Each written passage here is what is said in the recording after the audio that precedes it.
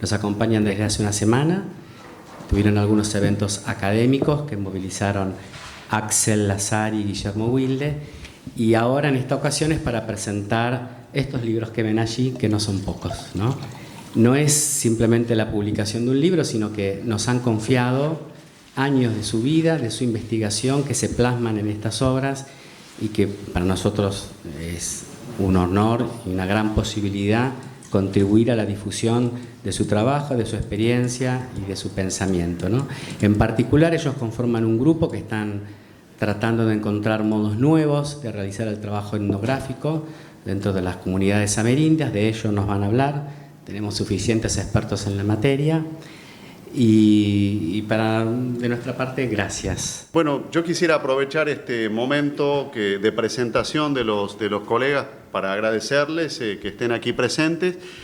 Son gente muy importante de la antropología contemporánea, con una larga experiencia en el trabajo con pueblos indígenas de México y que actualmente están trabajando en una revisión muy profunda de la teoría antropológica reciente y creo yo es un proceso que está en marcha. Se dio la ocasión, la oportunidad, la suerte de que nos encontremos, digamos, a partir de las conversaciones que ellos vinieron tuviendo con Editorial SB y que se animaran a estar aquí con nosotros para iniciar un diálogo, una sinergia, una serie de confluencias para repensar la antropología contemporánea, la antropología y la teoría antropológica vista, podríamos decir, desde el sur, ¿no? Desde el sur global. Entonces, me parece a mí que, bueno, a partir de esto es que surgió la sugerencia, la propuesta un poco provocadora de la mesa de titular nuestra conversación aquí entre nosotros, con ustedes, en el sentido de que la idea es abrir el micrófono dentro del breve tiempo que tenemos, dar a conocer las investigaciones que hacen nuestros colegas de México y plantear este gran tema o este gran problema para la reflexión de la cosmopolítica y la etnografía. Los colegas de México son especialistas en temas clásicos de la antropología como el ritual, la religión, el chamanismo, pero no son simplemente colegas que trabajan desde el punto de vista de la teoría. Son gente que arriba la reflexión teórica a partir del campo empírico, de una larguísima experiencia de campo de un promedio de entre 20 y 30 años. Y en ese sentido, me parece a mí que la manera como ellos trabajan la teoría y la manera como la escriben en estos libros es una manera muy original, es una manera de pensar la teoría desde adentro y creo yo que en ese sentido están produciendo una transformación radical, una verdadera revolución en la reflexión teórica. Entonces la idea sería hacer de este espacio una suerte de diálogo. Estos pueblos, los huicholes, los macehual, los odam, son considerados en la literatura más o menos clásica como pueblos místicos, digamos. Se ha construido toda una especie de imagen en torno a estos pueblos como viviendo en una especie de, digamos así, de misticismo cotidiano, sobre todo pensando, pienso, a partir de esta obra tan célebre de Don Juan y las enseñanzas de Don Juan, que está basada en el caso de la experiencia de Carlos Castaneda con los huicholes y toda la experiencia con el peyote. Entonces se ha construido una imagen un tanto marketinera, entonces una pregunta en torno de estos pueblos a los colegas de México, que mi interés sería ponerlos en diálogo con Axel especialmente, y en la medida de lo posible yo también intervenir. ¿Qué significa trabajar con estos pueblos místicos a partir de una realidad cotidiana de muchos años de interacción y convivencia? Entonces, en ese sentido, me gustaría que, brevemente nos presenten sus contribuciones, pero yo primero voy a dar la palabra al colega Axel Lazari, que hizo bien los deberes y leyó las obras antes de venir.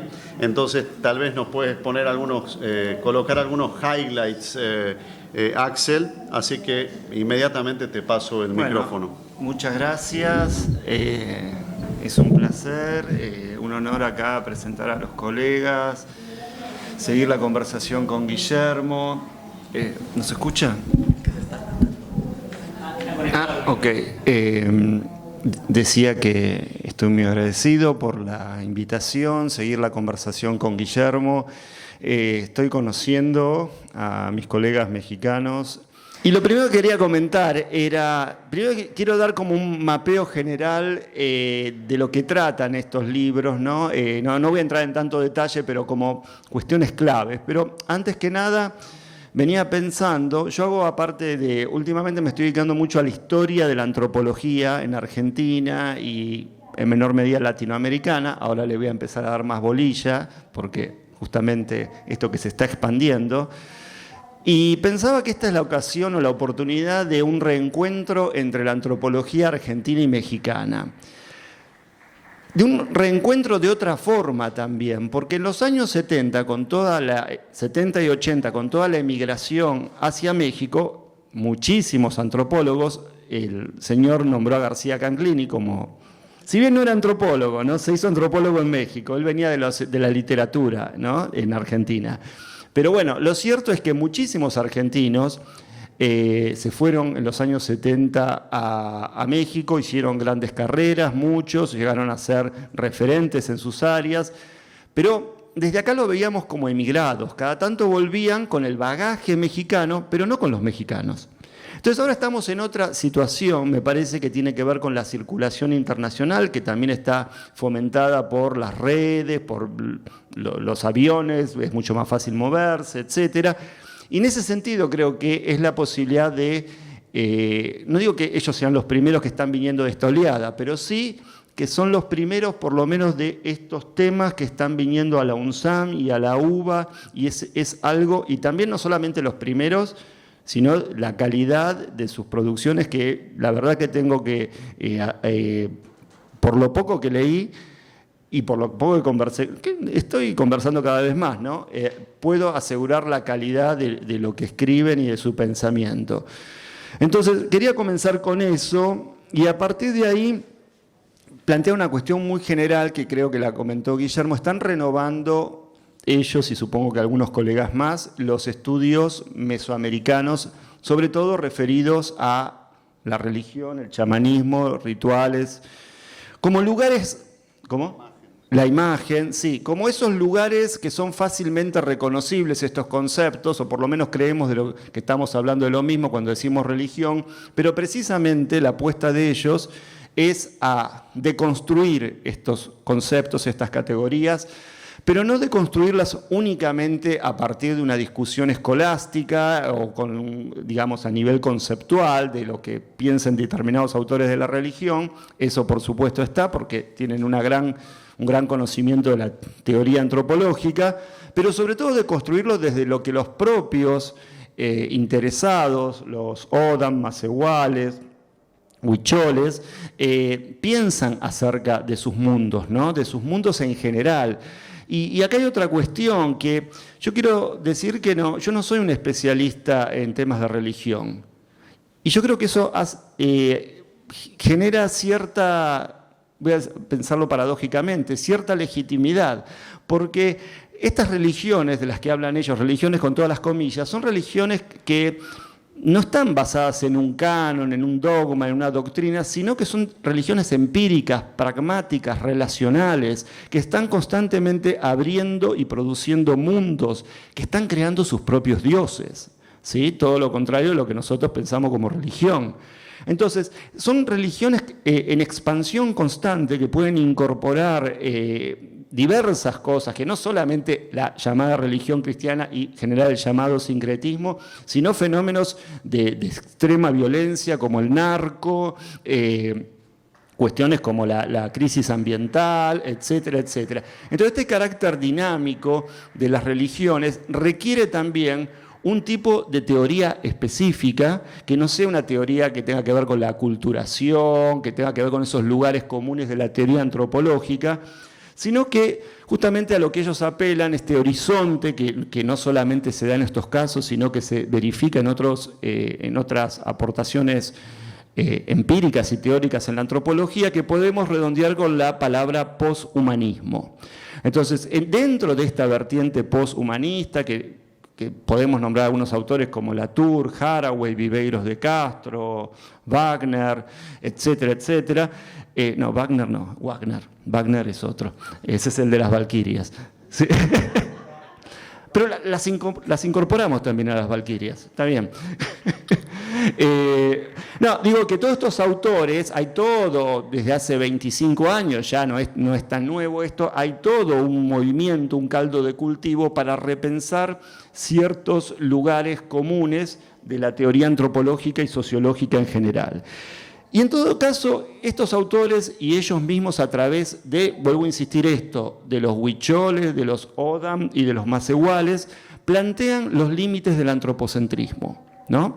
La humanidad no está restringida a lo que nosotros llamamos el Homo sapiens o el humano, sino que los humanos o la esencia de la humanidad puede encontrarse en animales, plantas, artefactos, corporaciones, montañas, etcétera, etcétera. Entonces, esta idea de un cierto animismo, donde todos los seres o la gran cantidad de seres, y seguramente muchos más de los que nosotros consideramos animados, efectivamente están animados por un alma humana.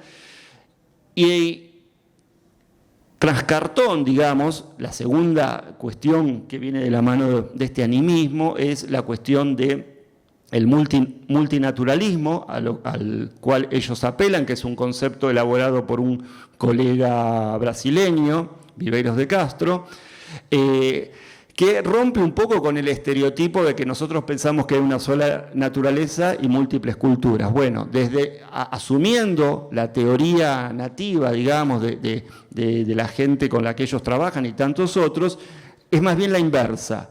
Hay una única humanidad, ¿sí?, y muchas naturalezas. Eso es contraintuitivo para nuestro horizonte filosófico. ¿Y por qué hay muchas múltiples naturalezas? Porque habiendo una sola alma humana o variables intensidades de un alma humana repartida en muchos seres, la diferencia de los seres tiene que ver con su aspecto exterior, con lo que Viveiros de Castro llama, en términos de los tupí, etcétera, la vestimenta, ¿no?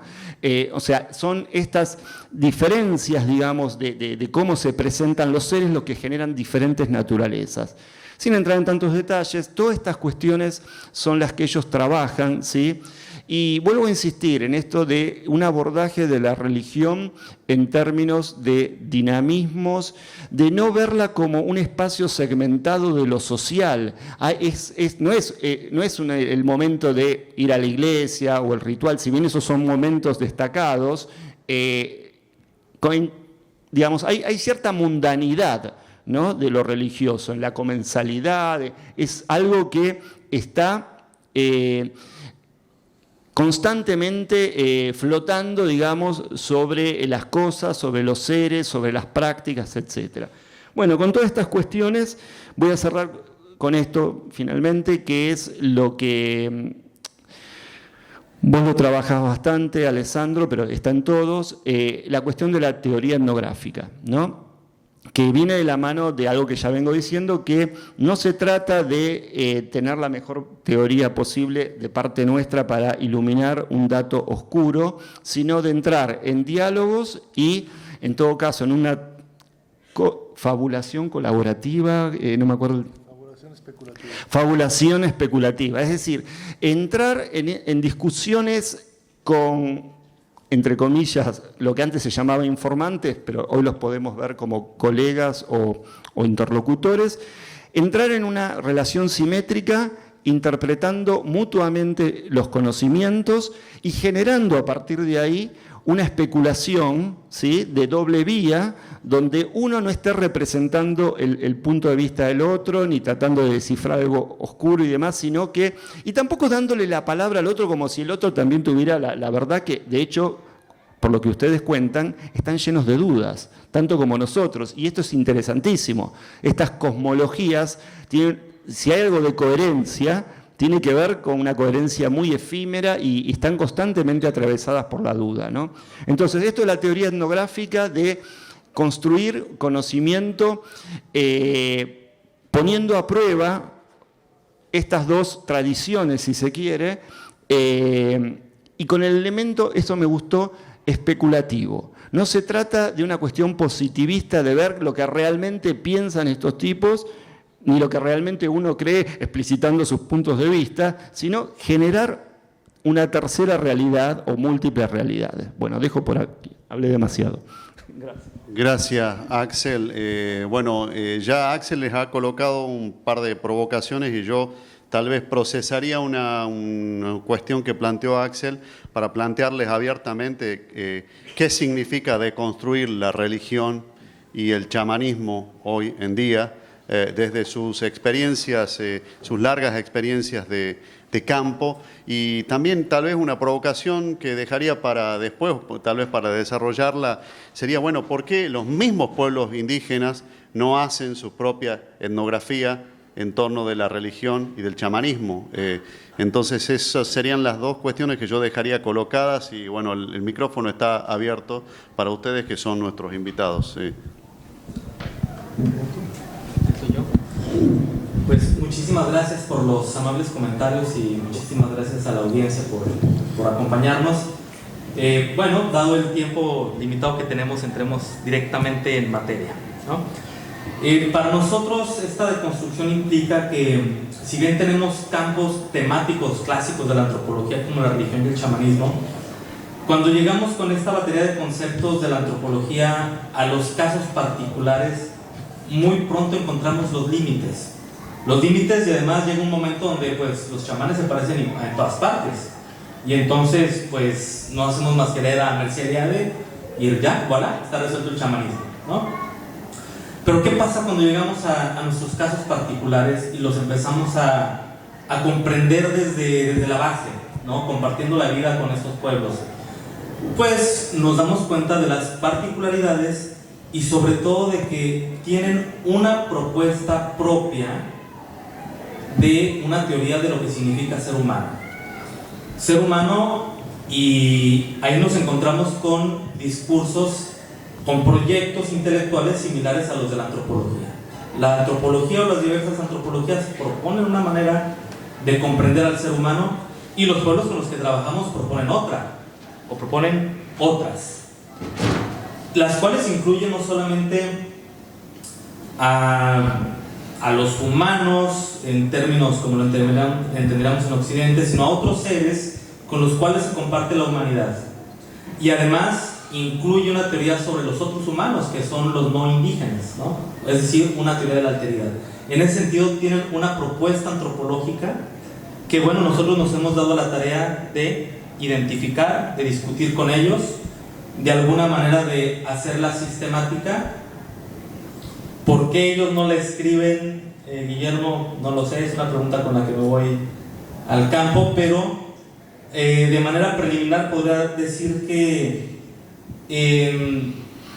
sin ahondar en lo que significan las teorías de tradición oral, pues en principio son tradiciones orales, claro, sin exagerar lo que significa la oralidad, porque el conocimiento en las tradiciones orales se encuentra inscrito en el paisaje, en los cantos, en las ceremonias. O sea, hay muchísimos recursos mnemotécnicos, por llamarles de alguna manera, en los cuales estas teorías se encuentran inscritas. Lo que podríamos decir es que escriben la teoría antropológica en otros recursos a los cuales nosotros apenas nos estamos aproximando, ¿no? No quisiera abusar del micrófono y quisiera escuchar a mis colegas. ¿Podés decir algo de los Odam? Voy a decir algo de los Odam y especialmente sobre el asunto del chamanismo. El chamanismo está de vuelta, si es que alguna vez se fue, pero está de vuelta como un campo temático en el que tenemos que prestar atención ahora sí a los diferentes pueblos, porque hay que reconocer que los diferentes pueblos tienen diferentes propuestas de ser chamanes y de tener contacto con estos seres, llamémosle ancestros, llamémosle dioses, llamémosle espíritus, ¿no? El caso de los Odam, que es con el pueblo que yo he trabajado más de 20 años, es un caso que a mí me cautivó desde un inicio porque rompía con muchos de los cánones de lo que aparentemente era ser chamán. Uno de ellos era la ausencia de sustancias psicoactivas. Son altos consumidores de tabaco, sin duda, pero no juega un papel principal. Entonces, los mecanismos para aproximarse a las deidades son otros. Tienen que ver con un dominio del conocimiento del ámbito onírico, ¿no? Y tiene una teoría sobre los sueños que estamos en ciernes de conocer, y que además es, no voy a decir que es opuesta, es diferente a las que tenemos en Occidente, ¿no?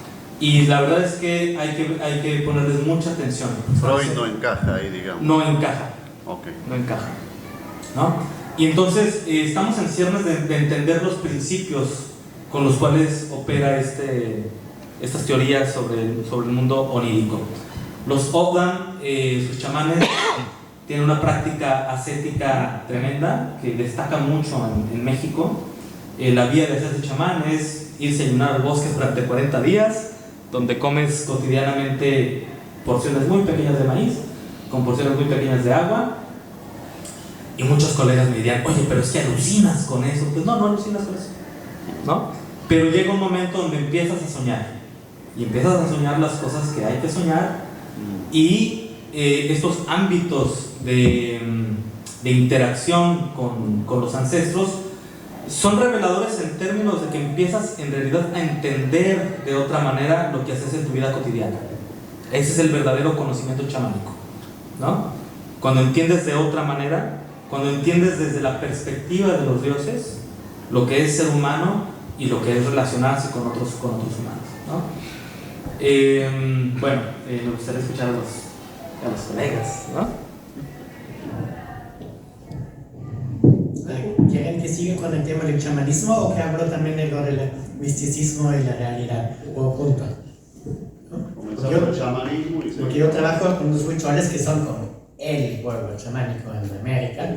Entonces es muy pesado, bueno, es una comercialización muy pesada de la imagen de los rituales como Malacate, ¿no? El venado azul y todo eso, ¿no? Y los rituales viven de esa imagen, ¿no? Entonces yo tampoco puedo revelar todos sus trucos, pero lo que ellos hacen es diferente a lo que venden, ¿no? Entonces yo tengo acceso, vamos, a lo que hacen en sus rituales de iniciación, y son experiencias extremadamente intensas, ¿no? De muchos días casi sin dormir. Entonces tienen la obligación de comer peyote durante 40 días, entonces ya no es divertido, ¿no? Entonces sí es divertido, pero es un gran sacrificio y se vuelve a morir en el intento, ¿no? O sea, es como casi no duermen durante 40 días, entonces bailan y trabajan y hacen un montón de cosas, pues llegan a un estado donde sueñan despiertos, ¿no?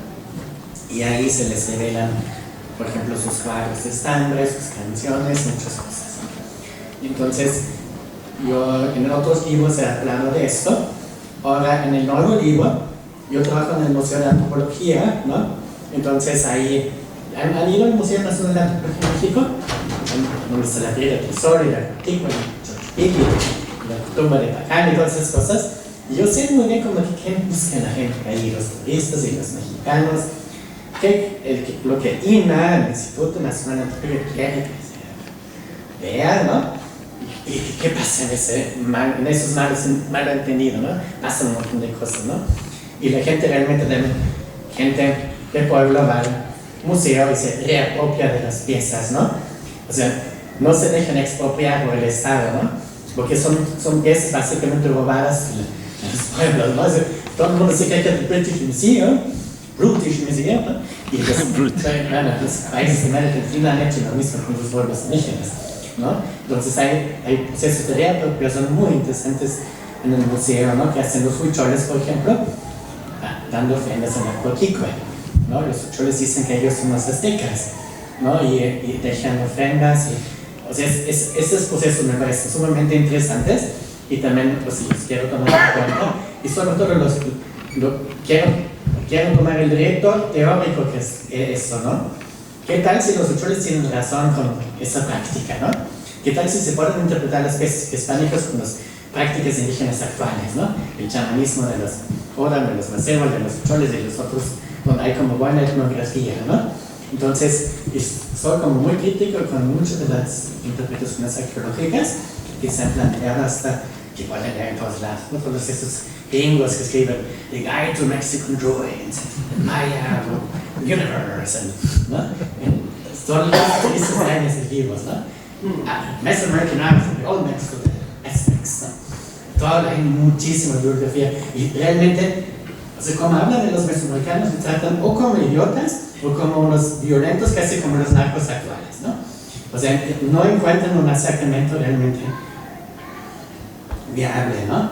O sea, usan así los santos ecológicos, que con los hongos se comunican con las estrellas y son los grandes científicos, ¿no? Que cuentan las lunaciones y observan los planetas, o sea, como buscan, el nacionalismo arqueológico mexicano busca siempre, que los mayas son iguales que los griegos, ¿no? Los olmecas son iguales que los lumerios, o sea, es una afán, vamos, de ser iguales, ¿no?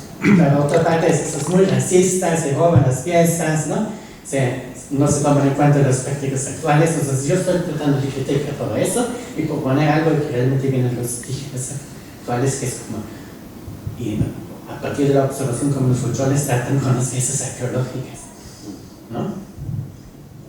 Gracias, Johannes. Bueno, pues son buenas preguntas las que planteas y difíciles.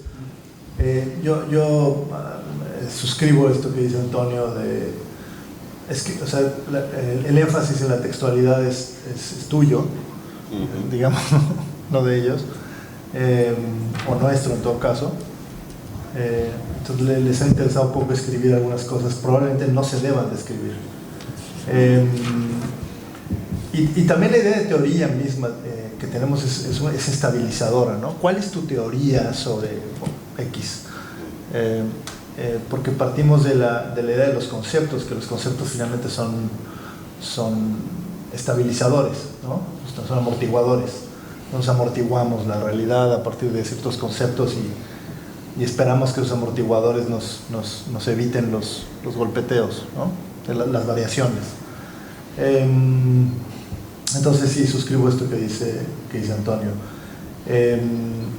Y sobre religión, pues justamente mi libro es un modesto intento por decir que justamente no entendemos nada, y que esto que la antropología ha dado por hecho, ¿no? Estos cajones, estas categorías, ¿no? De ritual, religión, política, economía, incluso sustentabilidad ambiental, etcétera, parten de órdenes un poco impuestos, ¿no?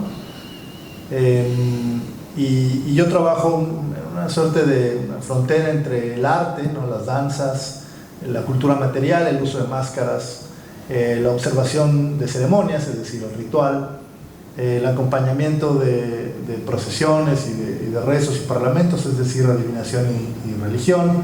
En fin, parto de todas esas cajitas, esos cajoncitos en donde la antropología supone que la vida del otro sucede, para darme cuenta que digamos que los cajones no existen, y que lo que estaba observando, en el caso mío, trabajo con Masewal, que es un grupo que vive en una zona muy escarpada de montañas, de bosques de neblina, son campesinos, y es una zona muy impactada por huracanes y por tormentas tropicales y particularmente afectada por el cambio climático global en los últimos 20 años. Las danzas estaban desapareciendo, ¿no? Y la teoría perfecta de la aculturación, esta norteamericana, donde dice, bueno, no, la modernidad va a llegar eventualmente y todos vamos a ser modernos y todo se va a ir al carajo y bueno, hay que registrar esto antes de que desaparezca. Y eso estaba pasando y de repente, un poquito antes de que yo llegara a trabajar ahí, las danzas empezaron como a ganar un poco de tracción, ¿no? Entonces yo caí en cuenta de esto, y resulta ser que las danzas son aparatos de visualización, son sondas, son dispositivos que le permiten a los Masewal no solo entender qué diablos está pasando con el ambiente, los vientos, las lluvias, las heladas, los huracanes, etcétera, los deslaves, sino también intervenir en ellos. Entonces son acciones plásticas, es una teoría plástica, digamos, es una teoría que está a caballo entre la verbalidad y los conceptos el performance, la praxis, la acción estética, la colectividad también excede al individuo. Hay ejemplos aquí en el libro de transformaciones no solo de gente a través de las danzas que se transforman en otros seres, sino de grupos de personas que se transforman en seres de en otras escalas, ¿no? Entonces lo colectivo y lo individual ahí un poco salen por la ventana. Todas nuestras garantías, ¿no? Nuestras seguridades, así, no, esto es un individuo, esto es colectivo, no, esto no me lo van a cambiar. Y ellos sencillamente no están reconociendo esos registros para finalmente arribar a una noción de ecología, de sustentabilidad, que es finalmente lo que realmente les preocupa, y a lo que yo accedí después de muchos años de estar ahí. Yo viví con un compadre que se hizo mi compadre, que es un adivino, y me hice danzante sin tener el menor talento en sus danzas durante varios años, para arribar a esta suerte de gran teoría abarcativa de continuidad, de cosustento. Ellos lo traducen al español como mantenimiento, en náhuatl, que es la lengua que ellos hablan, lo traducen como macehuatlac, como lo llaman ellos, lo llaman tlatlquipanolisti. Y lo que dicen es, estamos enredados, estamos enredados, comprometidos. Usan el ejemplo de un petate, que no sé cómo digan acá, petate. Como una alfombra de paja. Gracias, eso que dijiste tú. Una alfombra de paja. Y dicen, la estamos pisando todo el tiempo, y todo está entreverado, ¿no? Y los pies están en ella. Entonces, son estas relaciones de apilamientos, digamos, de entreveramientos, de enredos, como dicen, en los que estamos metidos. Y en esos enredos están los manantiales, los muertos, que los muertos están bastante vivos en términos sociales, los animales, las plantas, las nubes, los humanos, etc. Y tenemos que mantenernos, ¿no? Que realizar acciones de mantenimiento. Y esas acciones de mantenimiento es, para empezar, el reconocimiento de que el otro existe y de que sin el otro yo no voy a ningún lado. Y finalmente de eso trata el libro, de registrar esas formas y preocuparme cada vez menos si eso es religión, o si eso es chamanismo, o si eso es conocimiento ambiental, o si eso es ritual doméstico, o no sé qué diablos, sino más bien ir construyendo con ellos una teoría, más bien yo tratando de seguir una teoría más igual de eso, de qué está pasando, para finalmente entender que la propuesta más igual es sencillamente una humanidad no antropocéntrica, lo cual para nosotros es raro, pero ellos son humanos, pero no son antropocéntricos, es decir, viven descentrados, podemos ser antropofugados, ¿no? Lo que ocupa el centro de sus vidas son las montañas. Las montañas son los grandes seres, son los grandes reservorios, son las grandes fábricas de vida, son una suerte de gigantes. Ellos viven como arriba de estos gigantes, tratan con ellos, las montañas tienen orejas, etc. Pero no son individuos tampoco, ¿no? Son una suerte de colectivos raros que nosotros no tenemos como mucho vocabulario. De repente me encontré con Margulis y con Haraway, con el concepto de holobionte, ¿no? Que es un concepto de la endocitobiología que trata de formas de vida que no tienen una especie, pero que no son colectivas sino son individuales. Algo así son las montañas. Y entonces ellos entreverados en las montañas las van como cabalgando, como viviendo en ellas, como siendo medio parasitarios, y permitiendo que esas montañas prosigan. Pero claro, en ese momento llegan, en el último capítulo, las mineras canadienses que desde la perspectiva más igual arrancan corazones, ¿no? Porque los corazones de las montañas son de oro o de plata, y entonces están en un estado de guerra contra las mineras, ¿no? Las mineras llegan y descorazonan, digamos, extraen los corazones de las montañas y las matan. Entonces eso es lo que estamos viendo. Entonces finalmente eso, volver a hacer campo, volver a escuchar, bajarle el volumen a nuestras convicciones, y tratar de más bien seguir, acompañar para donde nos lleven. los seguimientos etnográficos, ¿no? Eso. Bueno, no sé si contesté. Muchas gracias, amigo.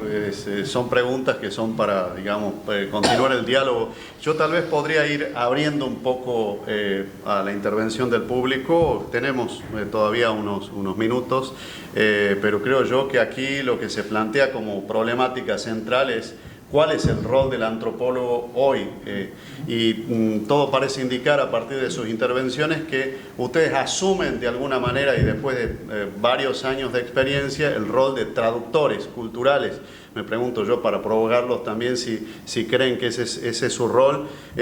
Traductor en un sentido bastante amplio, ¿no? Porque el lenguaje del que hablan no es necesariamente un lenguaje de signo lingüístico, sino más bien de experiencia, ¿no? De la danza, de la imagen, de la música. Entonces, la pregunta pasaría por ahí, sobre todo en un contexto en que Occidente, de alguna manera, exige, a través de su parafernalia de museos y de exposiciones y de, digamos así, de cosificación o de objetivación de la alteridad, exige que se conserve de alguna manera cosas que de repente para estos pueblos deben casi prescriptivamente desaparecer. Entonces yo ahí ya entro en una fase de duda y me pregunto hasta qué punto es una demanda de parte de estos grupos, pueblos, que se escriban sus historias y que lo haga un occidental y no uno de ellos, ¿no? Para volver sobre algunas de las cuestiones que...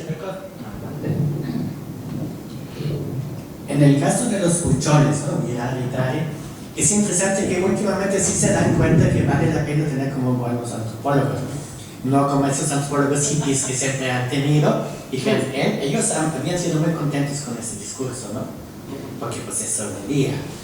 Pero ahora como que se dan cuenta que sí, un discurso un poco más sofisticado sí es útil, ¿no? Porque sí se ven muy idiotas en estos libros de la antropología hippie, ¿no? Pero no están ayudándonos todo el día, no soñando con el venado, ¿no? O sea, ese no es, ¿no?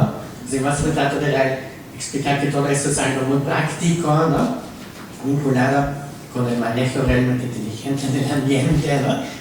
No es algo místico, ¿no?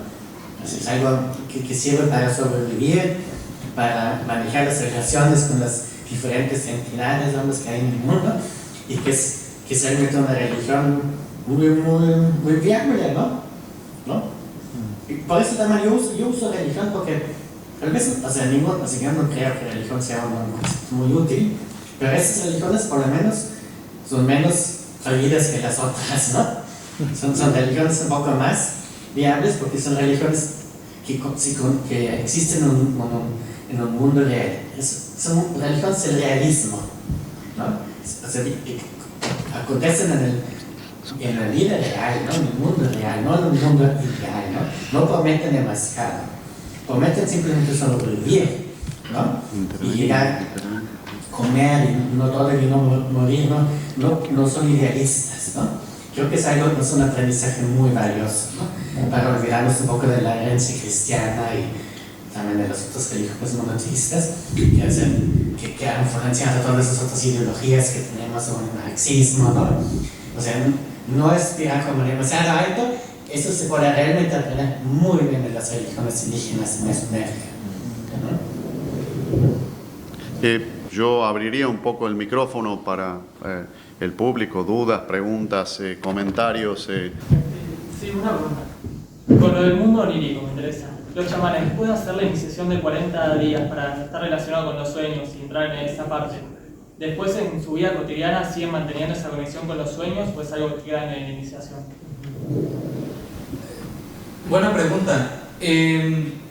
Todas las personas en el mundo Octan, son potencialmente chamanes. Todas las personas sueñan. La diferencia entre iniciarse como chamán o no es la posibilidad de actuar de manera... Sí, es de manera intencionalmente activa en el mundo de los sueños. Porque al resto de las personas nos pasan los sueños y nos ocurren cosas en los sueños. Pero si tú estás iniciado como chamán, puedes proactivamente intervenir en ellos. Efectivamente, cuando sales de los ámbitos ceremoniales, Digo, no es como que te quitas la capa de ya no tengo relaciones con los dioses, puedes seguir actuando, pero de una forma mucho más limitada. Esto es algo muy interesante del mundo Odam. Siempre que quieres conseguir algo tienes que ayunar. Incluso es muy notorio, a veces estás en alguna comida, en algún evento social y te das cuenta cuando la gente no come y dices, ¿qué estás tramando? ¿No? ¿Qué estás tramando? Pero sí es muy importante.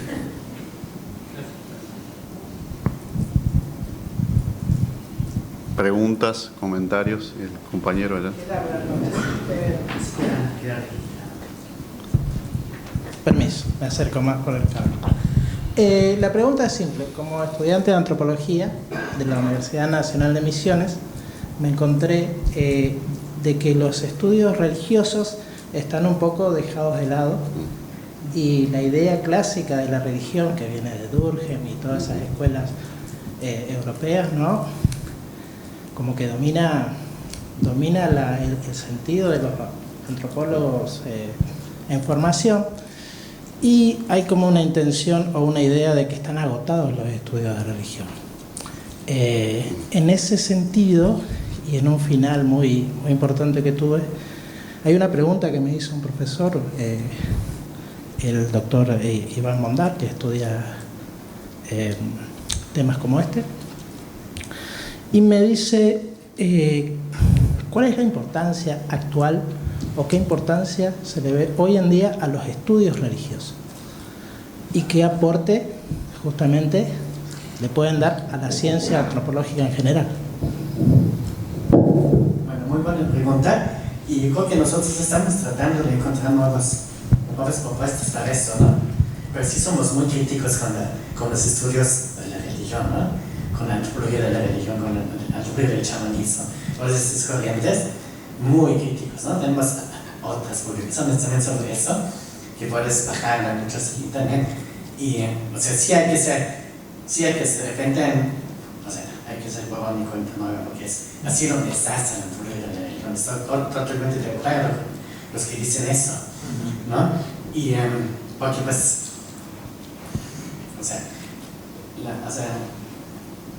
el modelo de la religión es equivocado, ¿no? Si me permites, rapidísimo.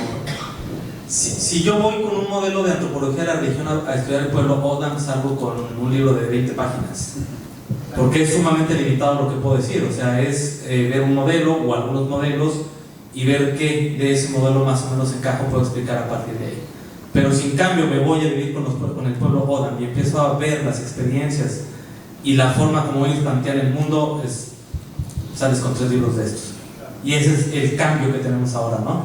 Es cuando hablamos de poner atención realmente a lo que están proponiendo y tomarlo muy en serio, ¿no? Muy en serio lo que implica para su vida. En ese sentido es cuando de repente discutimos aquí si el epíteto religión o no. Porque en el caso Odam y los que estamos estudiando forma parte de su vida cotidiana. No hay como el costumbre le llama, ¿no? No hay como una distinción, ahorita ya los voy a hacer la religión, ahora voy a la iglesia. No. Hay momentos especiales, efectivamente, ¿no? Pero está atravesada la vida entera por una forma de vida que tal vez podemos calificar de religión. Entonces hay que poner atención a eso. Tal vez yo agregaría a la crítica al concepto de religión una crítica radical que creo yo que es necesaria hoy en día, y creo que los antropólogos tenemos un rol que jugar ahí muy importante a las políticas públicas patrimoniales basadas en conceptos arcaicos en torno de, cómo se produce la conservación naturalista, un modelo naturalista clásico se podría decir, aplicado a los objetos del pasado, también el pasado como objeto, etcétera, etcétera. Entonces me pregunto yo si no es necesaria también toda una reflexión en torno de cómo entendemos el pasado y la memoria y qué hay para aprender, digamos, de los pueblos fuera de la tradición naturalista en esos términos también. Y traigo a cuento que Johannes en el Museo Nacional de Antropología en México, y supongo yo también que Antonio y en alguna medida también Alessandro, están proponiendo toda una revisión de los criterios de cómo los objetos son exhibidos en los museos. Bueno, el Museo Nacional de Antropología es probablemente el más importante del mundo para los temas americanistas. ¿Y qué significa? Tal vez sería una pregunta de cierre. ¿Qué significa? Y breve. Tenemos... ok. Bien. ¿Qué significa descolonizar los museos? ¿Sí? Y arreglamos. Muy buena la pregunta. Animpuncha y Turaicuna Hualmicunahuan. Bueno, yo soy del norte de Argentina, soy quechua de la nación chicha. Bueno, contenta de verlo. Un día crucé con él, creo, hace mucho. Quería preguntarle, bueno, ¿cuál sería la categoría que podríamos utilizar en vez de religión, más allá de espiritualidad? Porque muchos abuelos de diferentes pueblos no les gusta esa categoría, porque como que si no terminamos cerrando en esa estructura, ¿no? Eso por un lado, y a los 3 o a los 5, si en sus trabajos de campo pudieron, bueno, contabilizar la cantidad de espíritu que tienen ellos en su corporalidad, y bueno, y eso sí también podrían compartir un poco en el tema de los sueños. Son 3 preguntas. Se hace una diferencia entre sueños no durante el día, durante la tarde y durante la noche. Gracias. Empiezo, no tengo respuesta para todo, pero diría 2 cosas. Hay un nivel donde no importa si le llamamos religión, chana o pana, ¿no? Cuando hablamos de religión hablamos de un ámbito en el que más o menos todos tenemos una idea de lo que estamos hablando. Yo creo que lo importante es reconocer en cada una de las experiencias, en cada uno de los pueblos, cómo ellos le llaman a esos ámbitos y cómo lo definen. En el caso de los Odam hablamos de Chiyucan, en español dicen costumbre. También con los Wixárika hablan de costumbre, pero tal vez lo entendemos de una forma un tanto distinta. Significa diferente, ¿no? Entonces lo importante aquí es dar el reconocimiento pleno al pueblo con el que estamos dialogando sobre cuál es su concepto, en este caso de Chiyucan o de costumbre. En el caso de los sueños, hay momentos muy especiales en la noche cuando se tienen estos sueños, y es un momento en el que es entre dormido y despierto. O sea, son sueños muy vívidos, los que se pueden identificar como relevantes. Hay muchos tipos de sueños. En realidad la dificultad está en identificar cuáles son los sueños significativos. Sobre si son de día o de noche, con el pueblo Odam por lo menos no hay ninguna distinción, ¿no? Sobre las religiones, yo diría que lo que podemos hacer es repoblar el concepto, ¿no? Porque realmente entendemos religión básicamente como que, digamos, qué tanto se desvía del cristianismo. El problema es el cristianismo. Entonces, observamos a las religiones y vemos, bueno, esto se parece en esto al cristianismo. Judeo-cristianismo. Sí. Judeo-cristianismo. Judeo-cristianismo. No digo porque es una secta derivada. Ya. Judeo. Ya, claro, sí. La religión del libro. Religiones abramánicas. Abramánica. Y la idea es que todas las religiones son existen o son complejas o interesantes o exóticas, siempre usando como una medida, puede decir el cristianismo, pero todo el mundo me entiende, usando el cristianismo como una medida, ¿no? Y ese es un problema, ¿no? Habría que preguntarles en sus términos cómo habitan ellos, cómo pueblan, ¿no? Cómo conciben y cómo practican eso que ellos, quienes sean, pueden o no concebir como religión. Y justo de lo que yo hablo en este otro libro es que no es religión, es una teoría ambiental, es una teoría práctica de sustentabilidad ambiental. De nuevo, no es religión.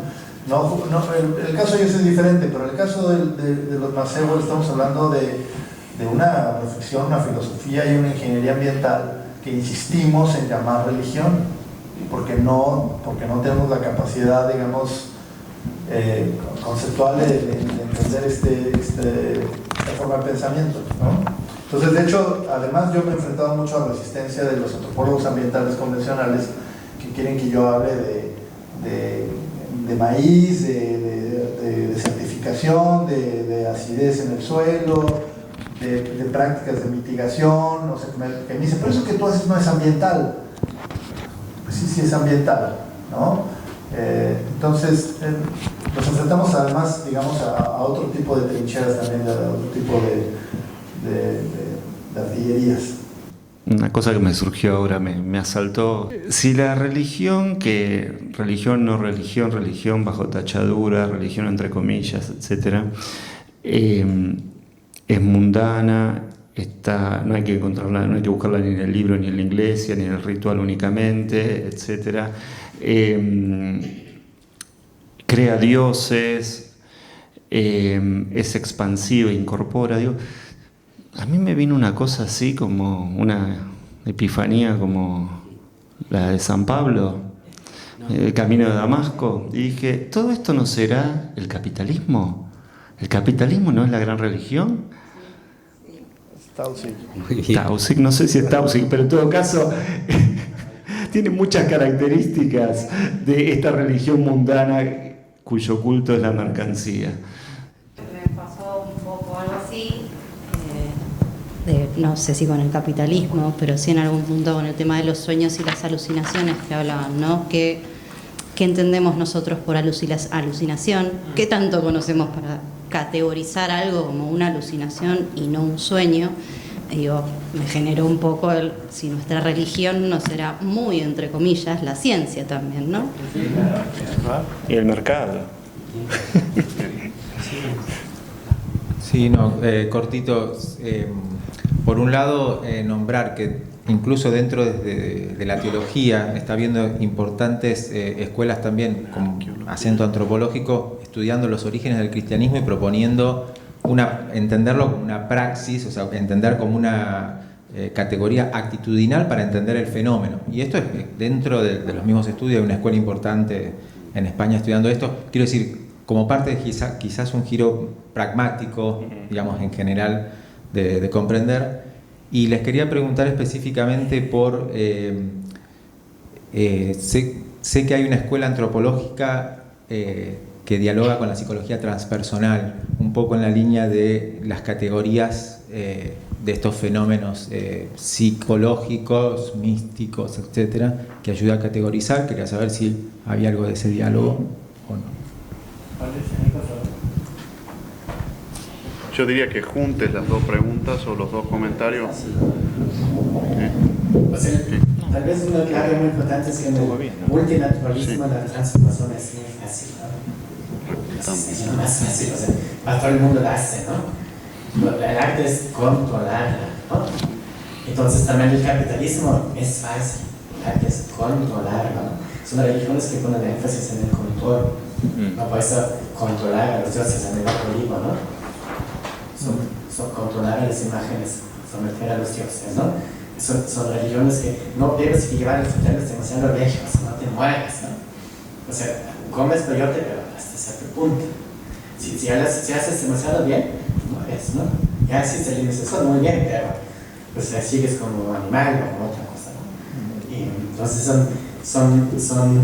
no son religiones del exceso, ¿no? No es así el chamanismo. Son ascéticas. Que controlar esto siempre, ¿no? O sea, eso es lo que tú te enseñan en los talleres de chamanismo huichol, cuando pagas así $20,000 por un día logras dar un huichol con una gana, ¿no? ¿Eso pagan los gringos? Bueno, hay todo. Qué negocio, ¿eh? Bueno, tenemos que cerrar. Quiero agradecer la participación, que no es tan habitual, ¿eh? Muchas gracias. Gracias a todos ustedes nuevamente. Quería antes de terminar mencionar uno de los antropólogos que no pudo estar presente, hubiese querido estar, pero es parte del grupo y que también está el libro, que se llama Carlos Arturo Hernández Dávila, y su investigación y publicación se tituló El granizo sobre la sangre, el chamanismo católico de los otomíes del centro de México. Me hubiera encantado estar presente en esta conversación, sin duda que tocó temas centrales además en este cruce. No sé, Guillermo, si quieres dar la frase final. Cerrá. Muy bien, muchas gracias.